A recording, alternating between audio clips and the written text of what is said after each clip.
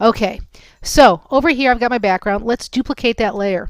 The reason I'm duplicating it is because I want to have a layer of protection between the color layers and my background. We don't want any color to be on your background.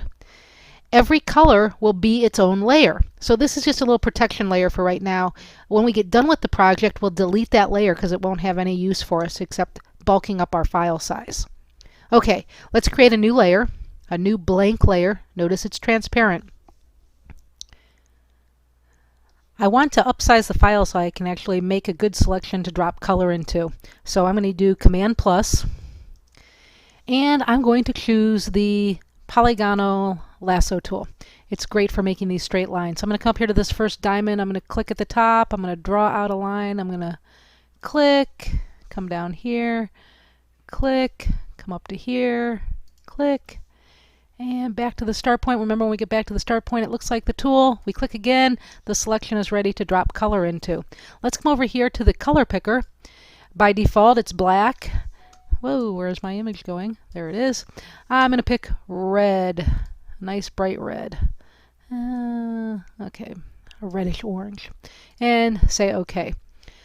Now I'm going to grab that paint bucket that we love, but you could use a paintbrush or anything to do this. You don't have to use a paint bucket. And I'm going to click once. Well, that does not look overly good. It's a solid color. It's hiding all the detail. So let's look over here in our layers panel. I can pull the opacity down on this and it starts to come through. I can start to see the detail below. But to make it more realistic, let's add blend modes into the mix. So right here where it says normal, you'll see we have a whole variety of options. Let's just start by going down one by one and seeing what they do. I do have a handout for you that will tell you what they do, but it's best just to experience it at this point. Now this can get a little tedious, and if you jump around a lot you're going to lose track of what you're doing, so let me show you a shortcut. If I come over here to my tool panel and I go up to my move tool, the very top one, and click on it, I can now hit Shift plus to cycle through the blend modes, and you can see that it's changing the colors and it's changing the blend modes. That's Shift plus. If I hit Shift minus, it takes me backwards. Okay, so right now overlay is looking pretty good. Vivid light's kind of cool. I think I'm just going to go back to overlay. And I can also at this point play with the opacity again on the fly, so I might like it a little bit more intense. So hit Command D to get rid of the dancing ants. Now one of the things that I didn't do was I didn't go in and feather the selection, which I suggested that you do on the handout. This is pretty crisp and sharp, but let me show you how to do that. Let me make another selection. I'm going to do this one right here next to it. La la la. Okay, a new layer because I'm going to add a new color.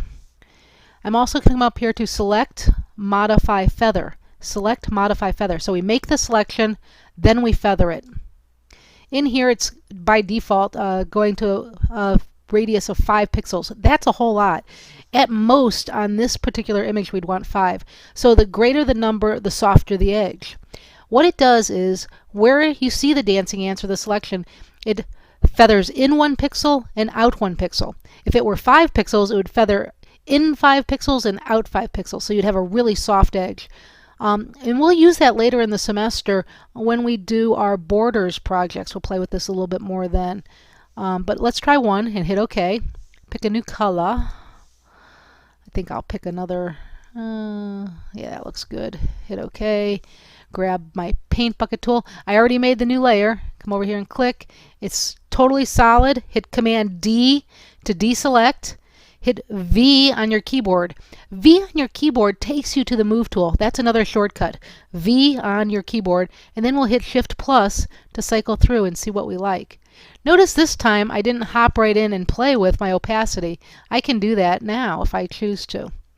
But I can, oh, that's looking pretty good. What do we pick? Color dodge this time.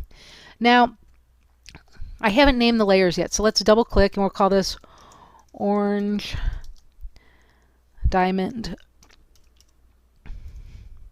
And I'm going to go T and R so I know it's top right.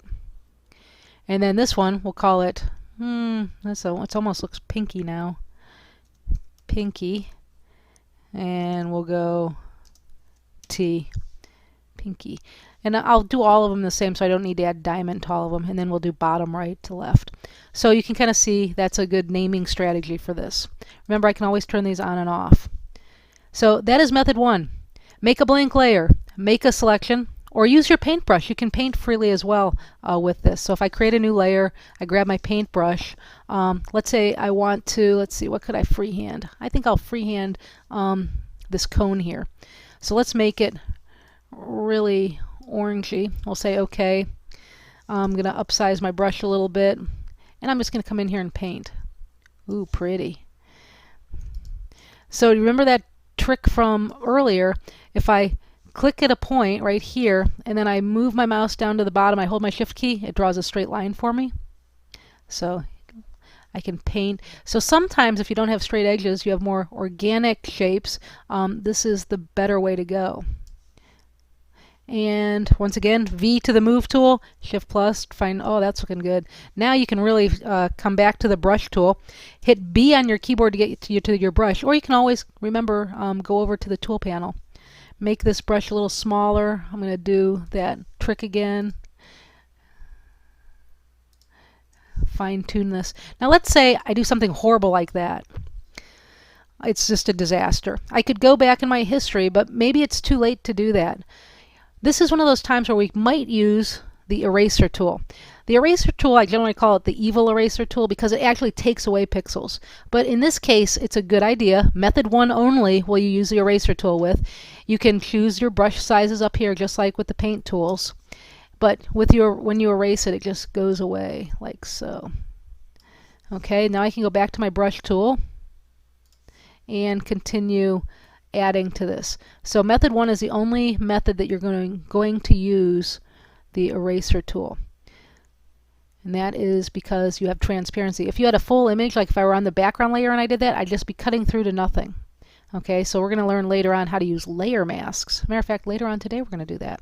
So you can make a selection, add color to it. You can freehand paint, add color to it. And we're going to call this orange cone. The last thing I want to show you is the difference between the feathered edge and the non-feathered edge. When we're looking at it right here, you can't really see a difference. But let's turn off those background layers.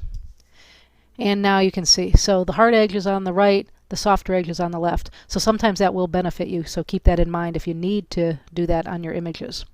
It's all about finesse and the details.